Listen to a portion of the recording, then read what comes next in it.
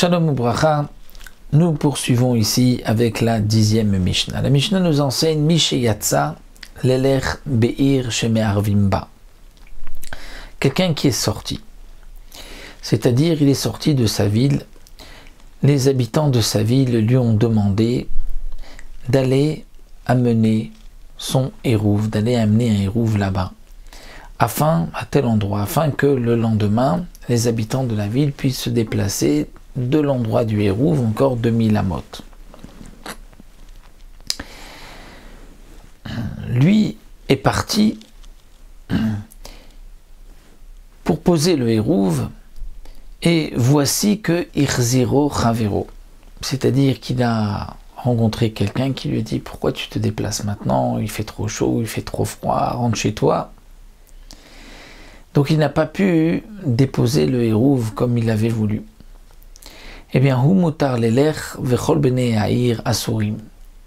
Lui pourra le lendemain se déplacer en dehors de la ville, au-delà des 2000 amot, aller dans une autre ville voisine qui est dans les 2000 amot de l'endroit où il voulait mettre son hérouve. Étant donné que lui est parti de la ville pour pouvoir poser son hérouve, eh bien c'est comme un pauvre qui en fin de compte a dit: je passe Shabbat là-bas, même s'il n'a pas de nourriture à déposer.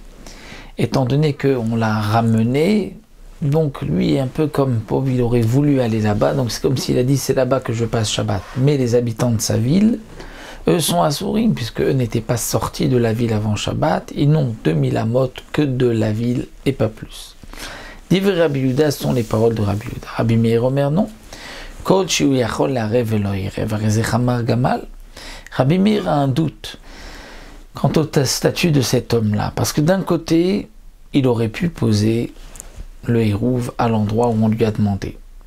D'un autre côté, c'est vrai que il est sorti de la ville, il s'est déplacé, donc il a peut-être le statut d'un pauvre. On pourrait dire que puisqu'il voulait être là-bas, c'est un peu comme s'il a dit: c'est là-bas que je passe Shabbat, même s'il n'a pas laissé de nourriture et qu'il a 2000 amot de là-bas. Mais peut-être aussi que non, qu'étant donné qu'il aurait pu mettre le pain, il ne l'a pas mis, on ne peut pas le considérer comme un pauvre, et donc il est Chamar Gamal, comme celui qui donc conduit une charrette avec un âne et un chameau.